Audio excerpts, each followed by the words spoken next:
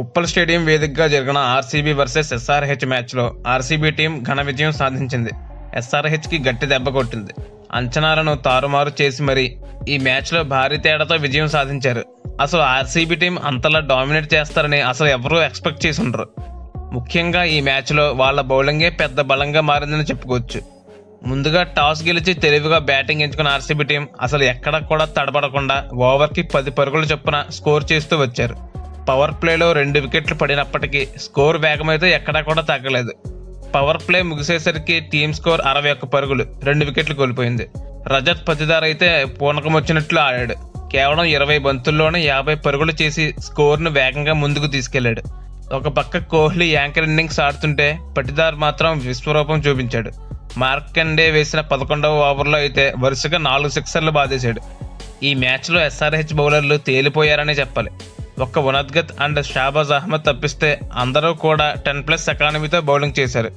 ఉనద్గత్ 4 ఓవర్లు బౌలింగ్ వేసి 30 పరుగులు మాత్రమే ఇచ్చి 3 వికెట్లు పడగొట్టాడు. అలాగే షాబాజ్ చూసుకున్న 3 ఓవర్లు బౌలింగ్ చేసి వికెట్లు తీసుకోకపోయినా కేవలం 14 పరుగులు మాత్రమే ఇచ్చాడు. వీళ్ళు తప్పిస్తే మిగతా బౌలర్ల నుంచి సరైన పెర్ఫార్మెన్స్ అయితే ఈ మ్యాచ్లో రాలేదు. అఫ్కోర్స్ నట్టు కాస్త పర్వాలేదు అనిపించాడు. 4 ఓవర్లలో 39 పరుగులు ఇచ్చి 2 వికెట్లు తీసుకున్నాడు. వీళ్ళు మినహా ఏ బౌలర్ కూడా ఆర్సీబీ బ్యాట్స్మెన్ని ఆపలేకపోయారు. ముఖ్యంగా ప్యాట్ కమిన్స్ తను వేసిన 4 ఓవర్లలో 55 పరుగులు ఇచ్చేశాడు.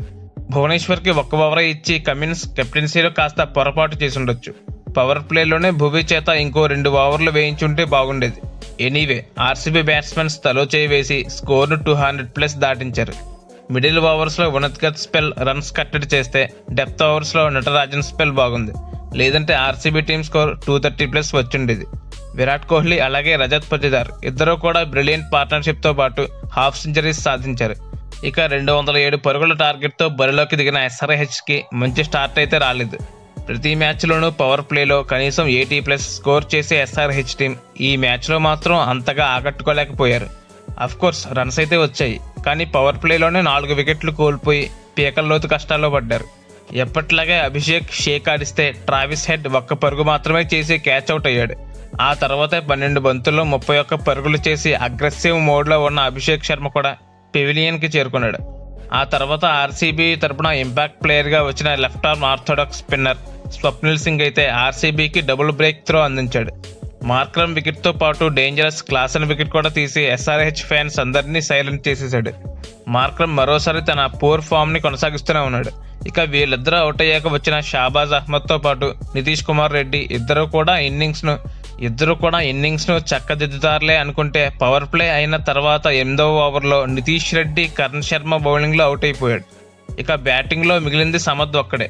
షాబాజ్ అలాగే సమద్ ఇద్దరు ఇన్నింగ్స్ను మెల్లమెల్లగా ముందుకు తీసుకెళ్లే ప్రయత్నం అయితే చేశారు. కానీ టైమౌట్ తర్వాత 10వ ఓవర్లో బౌలింగ్కి వచ్చిన కరణ్ శర్మ మళ్ళీ ఆర్సీబీకి సమద్ రూపంలో ఒక బ్రేక్ త్రో అందించాడు. దీంతో ప్యూర్ బ్యాటింగ్ లైనప్ అయితే తెమిలిపోయింది. మిగిలింది టైలెండర్సే. ఆఖర్లో కమిన్స్ అలాగే షాబాజ్ కాస్త పోరాడిన టార్గెట్ మరీ పెద్దగా ఉండడంతో ఏం చేయలేకపోయారు. ఆఖరికి 8 వికెట్లు కోల్పోయి 171 పరుగులు మాత్రమే చేయగలిగారు. 31 బంతుల్లో 40 పరుగులు చేసిన షాబాజ్ అహ్మద్ ఎస్ఆర్హెచ్ తరపున టాప్ స్కోరర్గా నిలిచాడు. ఆర్సీబీ బౌలింగ్ విషయానికి వస్తే అదిరిపోయింది భయ్య. ఈ సీజన్లో ఇదే వీళ్ళ అత్యుత్తమ బౌలింగ్ ప్రదర్శన. సిరాజ్ 4 ఓవర్లు బౌలింగ్ వేసి కేవలం 20 పరుగులు మాత్రమే ఇచ్చాడు. వికెట్స్ తీయకపోయినా బెస్ట్ ఎకానమీతో బౌలింగ్ చేశాడు. అందరూ బౌలింగ్లో వికెట్లు తీసుకున్నారు, అలాగే కట్టుదిట్టంగా బౌలింగ్ చేశారు. ఏ ఒక్క బౌలరు సరిగ్గా వేయలేదు అనడానికి లేదు. అందరూ బౌలింగ్ ఎరగదీశారు. సీజన్ మొదటి నుంచి ఇలాంటి బౌలింగ్ కాంబినేషన్తో వేస్తుంటే ప్లే ఆఫ్స్ రేసులో ఉండేవాళ్ళు.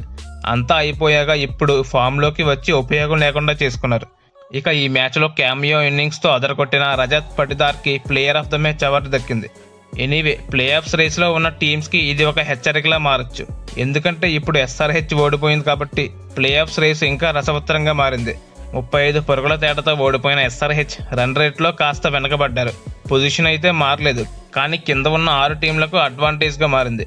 చూడాలి మరి ఎస్ఆర్హెచ్ నెక్స్ట్ సిఎస్కేతో ఆడబోయే మ్యాచ్లో కంబ్యాక్ చేస్తారా అనేది.